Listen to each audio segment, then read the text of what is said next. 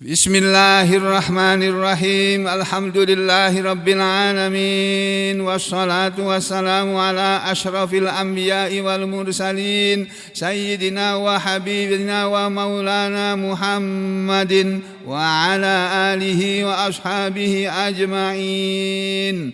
Amma ba'du ayyuhal muslimun, usikum wa nafsi bitaqwallah faqad fazal muttaqun. Kita lanjutkan kajian surat-surat pendek dari Al-Quran, yaitu sedang kita pelajari surat Al-Ikhlas ya. Ini kemarin sudah dibacakan belum? Belum ya? Surat Al-Ikhlas semua orang sudah hafal, anak-anak kecil juga hafal, apalagi ibu-ibu, bapak-bapak yang sudah sepuh-sepuh, yang sudah dewasa pasti hafal surat ini. Ini surat namanya surat Al-Ikhlas. Tetapi di dalam ayat-ayatnya tidak ada kata-kata Al-Ikhlas, tidak ada. Beda dengan yang kemarin Qul a'udzu birabbin nas, dalam dia diberi nama surat Qul a'udzu birabbin nas karena di dalam ayatnya ada kata-kata An-Nas. Surat berikutnya Qul a'udzu birabbil falaq atau surat Al-Falaq. Dia dinamakan surat Al-Falaq karena di dalam ayatnya ada kata-kata Al-Falaq. Surat Al-Ikhlas atau surat Qul huwallahu ahad ini di dalam ayatnya tidak ada kata ikhlas. Kenapa dia diberi nama Al-Ikhlas? Karena isi dari surat ini adalah isi dari surat ini adalah ajaran yang mengajarkan keikhlasan. Ajaran ayat Quran yang mengajarkan ikhlas. Memurnikan agama hanya untuk Allah, meniatkan niat hanya untuk Allah, melakukan segala sesuatu hanya karena Allah. Ya, surat ini kita baca. A'udzu billahi minasyaitonir rajim. Bismillahirrahmanirrahim. Qul huwallahu ahad. Allahus samad. Lam yalid wa lam yulad wa lam yakul lahu kufuwan ahad. Ya. Bismillahi, dengan nama Allah Ar-Rahmani yang maha pemurah, yang maha pengasih, yang kalau minta pasti ngasih. Ar-Rahim yang maha penyayang, walaupun manusia banyak berbuat dosa tapi tetap disayang. Itulah Allah. Ya. Kul, katakanlah wahai Muhammad, wahai Rasul, huwallah, dia Allah itulah Tuhanku, ahadun yang maha esa, yang hanya satu. Ini ayat ini turun. Ini ayat turun di Mekah. Surat ini termasuk Makkiyah.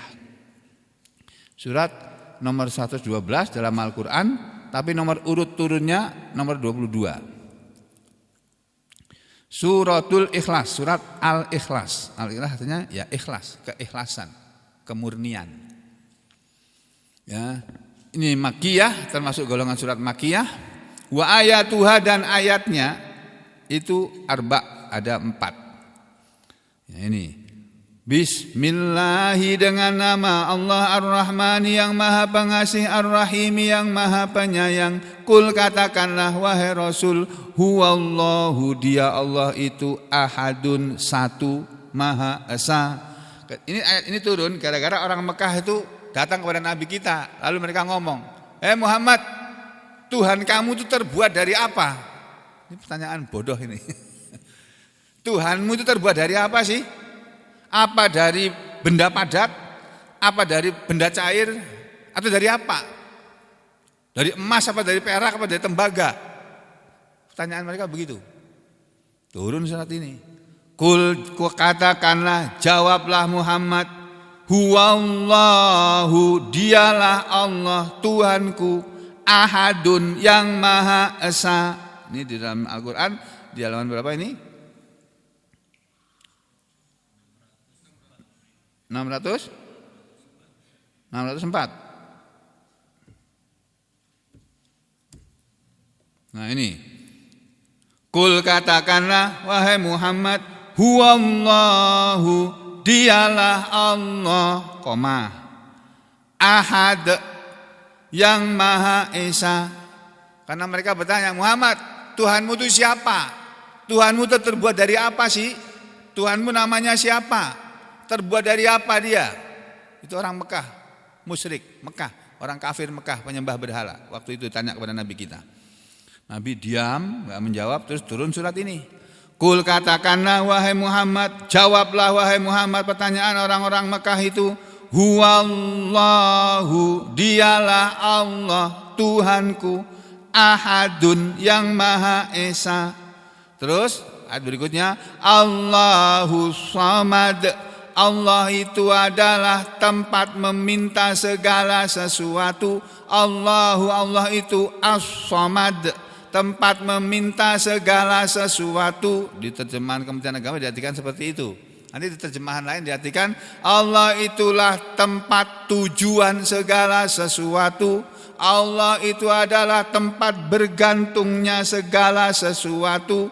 Tempat sandaran, tempat bersandar dari segala macam keluhan, ya, kesulitan dari makhluknya ini. Allah itu tempat meminta, tempat bersandar, tempat tujuan segala satu. Ya. Allahu samad. Lam yalid, Allah tidak beranak, walam yulad, dan tidak pula diperanakan. Ini terjemahan Kementerian Agama begitu. Kalau aslinya ini yang ayat yang keempat ya. Walam yakullahu kufuwan ahad, dan tidak ada sesuatu yang setara dengan dia. Nah, itu terjemahan Kementerian Agama. Nah, kalau kita menerjemahkan sendiri begini, kul katakanlah huwallahu, dia itu Allah, dia adalah Allah. Ya. Jadi ini apa namanya, mubtada, ini khobar. Kul katakanlah huwallahu, dialah Allah, dia itu adalah Allah, Tuhanku itu adalah Allah namanya. Ahadun, sifatnya dia cuma satu, dia hanya satu, dia maha esa. Allahu, Allah itu, ini mubtada'nya. As-samadu, ini khobarnya. Allah itu adalah tempat bergantung segala sesuatu, tempat sandaran segala sesuatu dari makhluknya. Allah itu tempat tujuan segala sesuatu. Allah itu tempat meminta segala sesuatu. Lam yalid, dia tidak beranak, dia tidak melahirkan anak. Walam, dan tidak pula yulad, dilahirkan. Ini kata-kata ini asalnya yuladu, tapi berubah menjadi yulad, disukun. Kenapa? Karena ada lamnya ini, ya. Karena ada lam, maka yuladu berubah menjadi yulad. Nulisnya begitu, tulisannya yulad, gitu. Bacanya juga yulad, ya. Lam yalid, ya Allah itu tidak melahirkan atau tidak beranak, tidak mempunyai anak. Walam yulad, dan dia tidak dilahirkan oleh siapapun. Maksudnya Allah itu tidak punya ibu, ya, tidak punya bapak. Walam, dan tidak yakun ada lahu bagi dia kufuan, yang sekufu, yang setara, yang sebanding, ahadun, satu pun, dan tidak ada satu pun yang setara dengan Allah, yang sebanding dengan Allah. Para ahli tafsir mengatakan wahya makiyatun, ini surat adalah makiyah, wakilah, dan dikatakan menurut pendapat lain madaniyatun, ini surat madaniyah. Wahya arba'u ayatin, dan dia ada 4 ayat. Wa khamsu wa asrata kalimatan, dan ada 15 kalimat. Wa sab'ata wa arba'una harfan, dan ada 47 huruf. Jadi baca kul huwallahu ahad sampean dapat pahala 740. Jadi jangan disepelekan kul huwallahu ahad. Makanya ada seseorang ditanya oleh Nabi, kamu itu ngamalkan apa sih? Kok Allah memberitahu kepadaku, Allah sayang sama kamu, Allah cinta sama kamu, dan kamu akan masuk surga karena amalanmu itu. Amalan apa sih yang kamu jalani? Nabi diberitahu oleh Allah, terus tanya kepada orang tadi. Dalam riwayat lain tidak begitu bunyinya. Sini kamu, sini dulu. Aku perhatikan atau orang-orang pada mengatakan, kamu itu kalau setiap kali mengimami, setiap kali membaca satu surat, kau pasti tambah dengan surat Qul huwallahu ahad. Sudah baca surat Wadduha, baca lagi Qul huwallahu ahad. Padahal satu surat saja sudah cukup, tapi kamu selalu baca Qul huwallahu ahad. Di surat kedua juga begitu. Habis baca Alam Nasrah misalnya, kamu baca lagi Qul huwallahu ahad. Kenapa sih? Kok sampai kamu amalkan seperti itu? Dan gara-gara itu Allah sayang kepada kamu, cinta kepada kamu. Ya dia bilang, karena saya suka sama surat ini ya Allah, ya Rasulullah. Lalu Nabi mengatakan, nah karena kecintaan kamu kepada surat Qul huwallahu ahad, itulah yang menyebabkan Allah cinta kepada kamu. Loh itu Pak. Jadi jangan sepelekan Qul huwallahu ahad Pak. Dan ini oleh Nabi diamalkan. Setelah habis sholat fardu beliau selalu baca surat Qul huwallahu ahad. Habis sholat subuh dan asar baca 3 kali ya. Nah sudah. Kemudian penjelasan lain mengenai surat ini tafsirnya ya, ini sudah pernah disampaikan. Surat ini namanya surat Al-Ikhlas, tapi nama lainnya adalah Suratut Tauhid. Nah ini surat Tauhid ya, surat Al-Ikhlas ini. Nama lain dari surat Al-Ikhlas adalah Suratul Asas, surat dasar. Asas, dasar dari segala sesuatu. Dasar dalam kehidupan ini.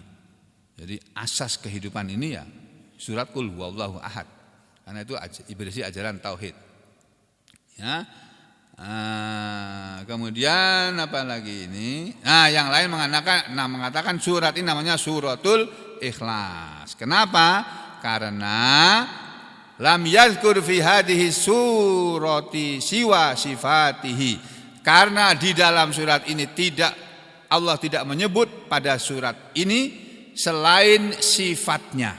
Isi surat ini semuanya sifat Allah. Kul katakanlah huwallahu ahad. Dia Allah itu sifatnya yang pertama, dia cuma satu. Tuhan kamu Muhammad, Tuhan kamu hai manusia itu cuma satu, namanya Allah. Itu sifat pertama. Allahus samad. Nah ini. Ya, karena dan seterusnya tadi Allahus samad, lam yalid walam yulad walam yakul lahu kufuwan ahad. Ini semuanya adalah sifat-sifat Allah. Itu makanya surat ini dinamakan surat Ikhlas. Ya, surat yang mengajarkan tentang keikhlasan, karena manusia ini seharusnya seluruh hidupnya, seluruh aktivitas kehidupannya hanya ditujukan kepada Allah. Kita sholat, kita ngaji setiap hari begini ini karena Allah kita lakukan ini. Bukan karena kita mau cari duit, bukan karena kita cari popularitas, bukan karena kita kepingin disebut orang pintar, orang berilmu, bukan. Karena ingin dapat perhatian dari Allah. Ya, kemudian Allah suka, ridho kepada kita. Ya itu sebabnya surat ini dinamakan surat Al-Ikhlas. Kemudian wali anna, dan karena surat ini dinamakan surat Al-Ikhlas juga karena mani taqadahu, siapa yang memegang keyakinan dengan surat ini, siapa yang berpegang akidahnya kepada surat ini, karena jadilah dia mukhlison, orang yang ikhlas fi dinillah, di dalam agama Allah. Ya. Dia akan bisa mengikhlaskan agamanya. Kemudian wali anna, dan juga karena man mata alaihi, siapa yang mati dalam keadaan berpegang teguh kepada surat Al-Ikhlas, karena jadilah dia khalasahu minan nar, perlepasan dirinya dari api neraka. Jadi orang yang berpegang teguh pada isi surat ini tidak akan masuk neraka. Itu. Nah, kemudian makanya surat ini nama lainnya Suratun Najah, surat keselamatan. Ya, siapa yang berpegang teguh dengan surat Al-Ikhlas ini, itu. Ada juga nama lainnya Suratul Wilayah, ada lagi namanya Suratin Nisbah, banyak nama-namanya ini. Nama surat Al-Ikhlas ini ya. Nah, kemudian ini dulu yang tadi saya sampaikan ya. Warawa Jabir, dan sahabat Jabir meriwayatkan anna rajulan, bahwa ada seseorang dia sholat faqara'a, lalu dia membaca Qul huwallahu ahad. Setiap kali sholat dia baca Qul huwallahu ahad terus. Dia setiap rakaat loh. Kalau ngimami. Faqala nabiyyu, lalu bersabdalah Nabi sallallahu alaihi wasallam, atau as-salatu wassalamu alaihi. Ya. Alaihi as-salatu wassalam.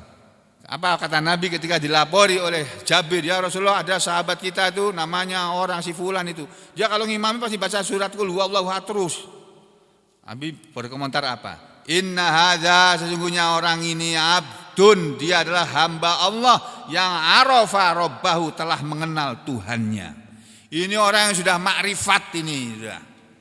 Kelas tasawufnya itu sudah kelas makrifat. Itu orang yang faham surat Al-Ikhlas.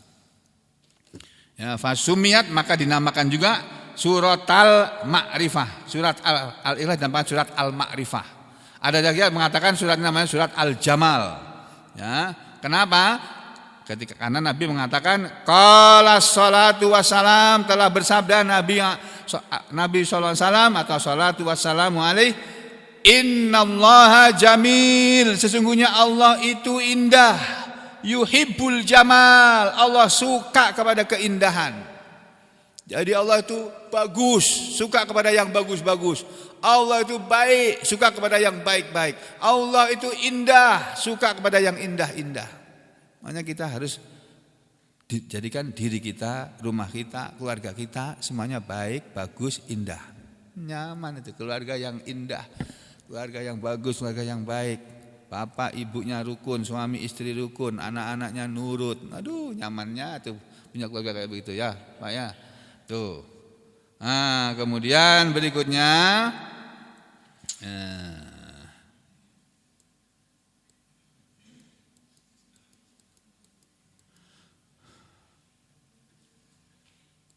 Ini loh Pak, hadis Nabi yang perlu saya sampaikan sebagai pengingat, mungkin sudah lupa. Ruwiyah telah diriwayatkan annahu bahwasanya Nabi alaihi salam, Nabi SAW maksudnya ra'a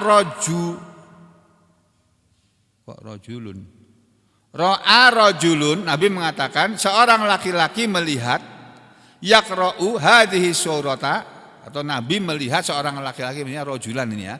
Nabi melihat seorang laki-laki yaqra'u selalu membaca hadhihi surata, surat ini.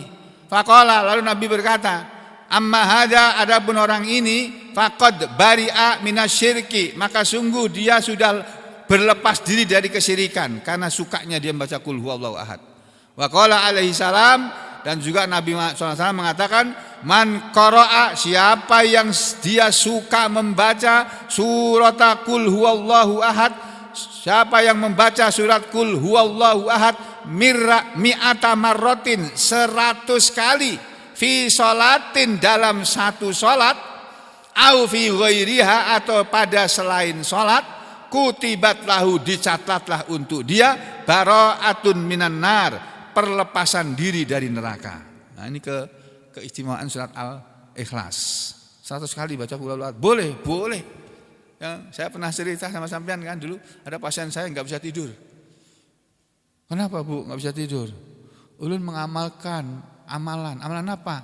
Setiap malam ulun baca qul huwallahu ahad 11.000 kali. Oh, astagfirullahaladzim. Ya pantas kan nggak bisa guring pian. 11.000 kali. Maka 100 kali sudah uyuh ini, 100 kali. 11.000 kali. Nah, aku kasih obat tidur dia, sudah, akhirnya nggak pernah balik lagi sudah. Ya.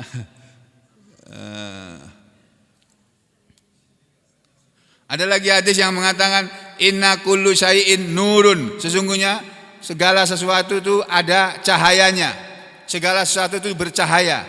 Wa nurul Quran, adapun cahaya Al-Quran adalah qul huwallahu ahad, surat qul huwallahu ahad. Nah, makanya sampean jangan menyepelekan surat qul huwallahu ahad. Dibacalah salat maghrib kah, salat isya kah, salat tarawih, baca ya. Nah, kemudian ini sebab nuzulnya. Ini loh.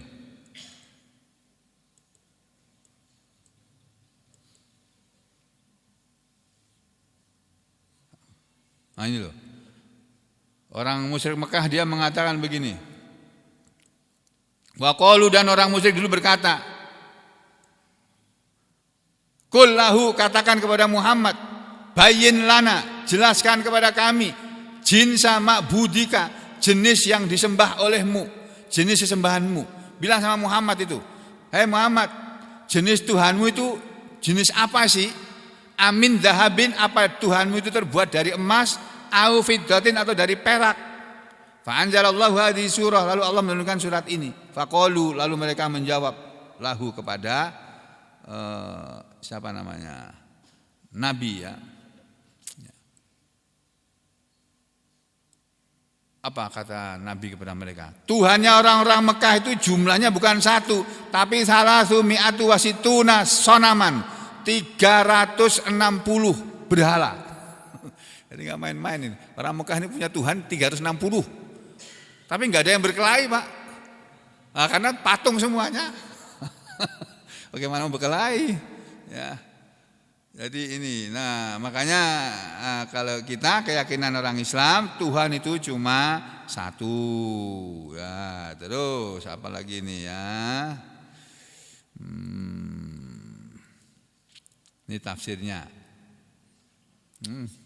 habis waktunya sudah, ini sudah saya pernah sampaikan ini ya, makna dari Qul Huwallahu Ahad adalah Allah itu wahid, nah inilah ada wahid, Pak Wahid tapi Allah itu cuma satu, ahadun itu maknanya wahid gitu loh. Ya, cuma satu. Fallahu maka Allah itu khobar. Huwa wa ahad badal minhu au khobarun tsani. Jadi kalau ini fi'il ya sebagai fi'il amr sebagai apa? Ya, kalau ini dibilang khobar berarti ini mubtada'nya ya. Mubtada' kan bentuk fi'il amr. Pokoknya mubtada' kan harusnya isim ya. Nah, tapi pendapat orang ya sudah.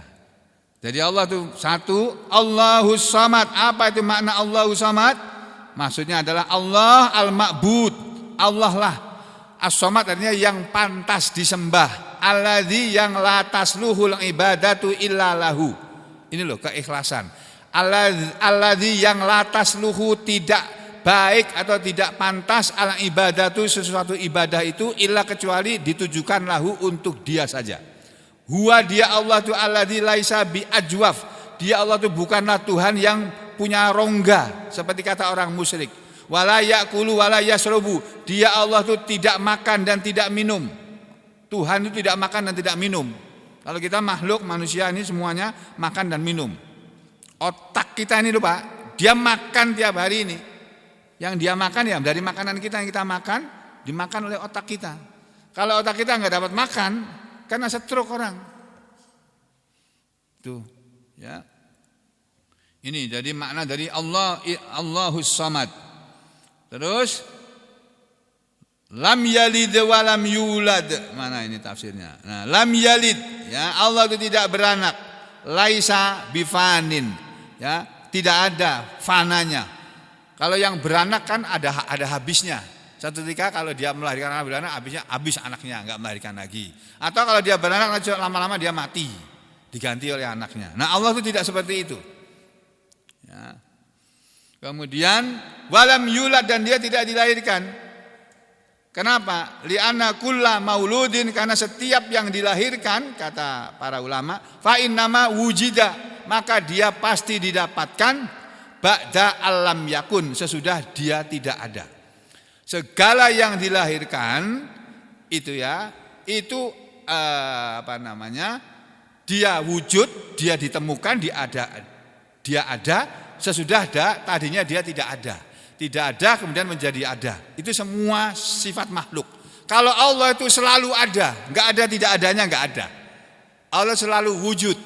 Wujud kita baqa muhalafatu lil hawadisi al-qiyamu binafsihi. Atau kita diajari gitu Pak Wahid. Sifat 20 ya. Atau kita diajari gitu dari kalangan kiai-kiai orang NU itu. Udah lupa saya tuh ya. Masih anak-anak, saya SD kelas 1 itu diajari kayak gitu. Yang terakhir, walam yakul lahu kufuwan ahad dan tidak ada bagi dia Allah kufuwan yang setara atau sebanding ahadun satu pun. Jadi tidak ada yang seperti Allah. Nih, ya, walam yakun dan tidak ada lahu bagi Allah syabihun yang serupa, walam mislun dan yang semisal. Tidak ada yang seperti Allah. Jadi ada orang bilang Tuhan itu seperti ini loh. Nah ini gambarnya Tuhan ini. Ya berarti Allah seperti itu. Nah, padahal Allah itu laisa kamitslihi syai'un, tidak ada seperti dia sesuatu apapun. Jadi Allah itu tidak seperti apa-apa. Lah terus bagaimana? Nanti kamu akan lihat di akhirat nanti. Sekarang kamu enggak bisa lihat. Karena kamu belum mencapai derajat kesucian tingkat tinggi. Orang yang kesucian belum sampai tingkat tinggi tidak akan bisa melihat Allah. Itu ya. Jadi begitu. Walam yakul lahu kufuwan ahad. Nah, ini sudah saya sampaikan dan sudah sering saya ulang-ulang. Maka tugas sampean selanjutnya adalah menghafalkan terjemahannya satu kata demi satu kata, supaya bisa mengajarkan kepada anak-anaknya, kepada cucu-cucunya, dan sebagai pegangan kita ketika kita sholat, kita paham isi bacaan yang kita baca. Sekian aja dulu.